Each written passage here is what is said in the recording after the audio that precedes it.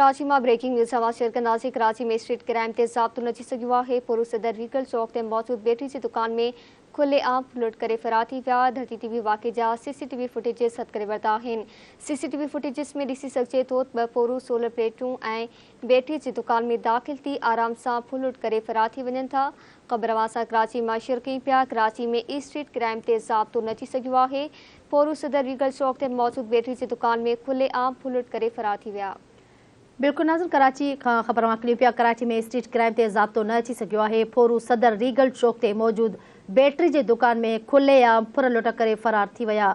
धरती टीवी वाक़े जा CCTV फुटेजिस हासिल करे वरिता आहिनि। CCTV फुटेजिस में ॾिसी सघिजे थो त 2 पोरू सोलर प्लेटुनि ऐं बैटरी जी दुकान में दाख़िल थी आराम सां फुर लुट करे फरार थी वञनि था।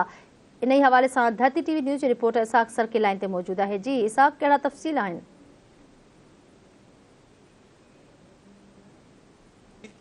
जी इसाक, जॾहिं त सदर रीगल चौक वारो इलाइक़ो आहे जिते बैटरी की दुकान के अंदर या फुर जी वारदात साम्हूं आई आहे। जॾहिं त वारदात जा जेके CCTV फुटेज आहिनि उहे बि साम्हूं अची विया आहिनि। जॾहिं त 2 जेके जवाबदार आहिनि उहे बैटरी की दुकान के अंदर दाख़िल थियनि था। दाख़िल थियण खां पोइ जंहिंमें पैसा पियल आहिनि काउंटर में 40,000 उहे खणी करे फरार थी वञनि था। जॾहिं त दुकान में मौजूद जेके ग्राहक हुआ उन्हनि खां बि मोबाइल फोन ऐं रोक रक़म जेकी आहे फुर करे फरार थी विया आहिनि।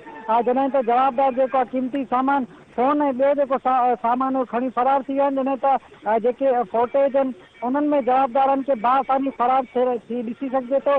त इन हवाले सां जेकी 3D पुलिस आहे जवाबदारनि खे गिरफ़्तार करण में नाकाम थी चुकी आहे। जॾहिं त 3D थाणे जी हद में इहो वाक़ियो पेश आयो आहे जिते बैटरी जी दुकान में बि धाड़ो हयो वियो आहे जितां 40,000 कैश ऐं ॿियो जेको सामान आहे उहे ॿई जवाबदार खणी करे फरार थी विया आहिनि। जी ठीकु आहे इसाक, वॾी महिरबानी। उहा तफ़सील न